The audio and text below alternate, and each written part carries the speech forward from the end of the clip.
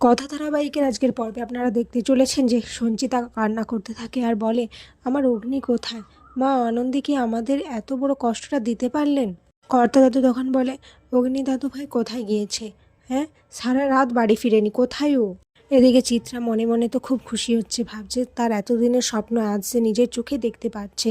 এখন যদি অগ্নিও কথার মতো চলে যায় তাহলে তার আর সোনায় সোহাগা হয়ে যাবে। এদিকে এভিও ঠিক সেই সময় বাড়িতে আসে। সঞ্চিতা এভিকে দেখে বলে, আচ্ছা বাবা, তুই কোথায় ছিলিস? তোর কি এই মায়ের কথা একদম মনে পড়ে না? কেন করছিস তুই এরকম? সত্যিটা মেনে নিতেই হবে আমাদের।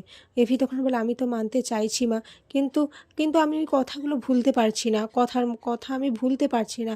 এই বাড়িতে যখনই আমি আসি তখনই ওর সব স্মৃতি আমার মনে পড়ে যায়।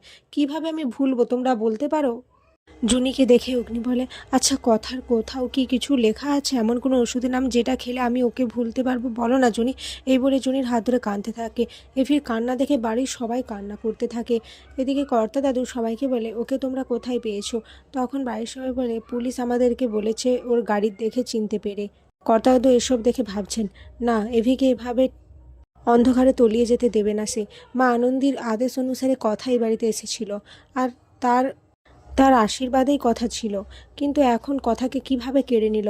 কিন্তু আমাদের এভিকে এভাবে হারাতে দিলে চলবে না। একমাত্র রিচাই পারবে ওকে আবার আগের জায়গায় নিয়ে যেতে।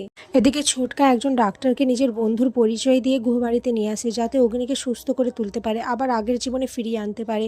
অগ্নির সাথে সেই ডাক্তারের দেখা হলে অগ্নিকে ছোটকা বলে, উনি একজন বিজনেসম্যান, বিজনেস করতে চাইছেন, তোর সাথে দেখা করে একটু আইডিয়া নিতে চাইছে, তুই ওনার সাথে একটু কথা বল না। এভি তখন বলে, আমি কাউকে কিছু বলতে পারবো না, আমার এখন সেই মানসিকতা নেই, আমি চলে যাচ্ছি। এই বলে এভি যেতে গেলে ডক্টর বলে, আমি অনেক বড় আঘাত পেয়েছি, তাই এখানে এসেছি বিজনেস করার জন্য। এভি তখন বলে, আমি যে আঘাতটা পেয়েছি সেটা আমি মরার আগে পর্যন্ত ভুলতে পারবো না। এই বলে এভি ওখান থেকে বেরিয়ে যায়। ডক্টর তখন বলে, ওনাকে আবার আগের জীবনে ফিরিয়ে যেতে গেলে মিরাক্কেল দরকার, না হলে কিছুই হবে না। এটা শুনে প্রত্যয় বুলের কথা বলে। অঙ্কিত তখন বলে, আচ্ছা আগে রিচা কি করে দেখি না, তারপর না হয় এটা নিয়ে আমরা ভাববো। আগামী পর্বে দেখা যায় বুলি সেই মাইমমস ক্যাফেতে আসে আর এসে দেখে রিচা অগ্নিকে কিছু একটা খাওয়ার টেস্ট করাচ্ছিল। এটা দেখে বুলির খুব কষ্ট হয়, কিন্তু কেন হয় সে বুঝতে পারে না। সে ভেবেছে ওখান থেকে সে চলে যাবে। এখানে আজকের পর্ব শেষ হয়ে যায়।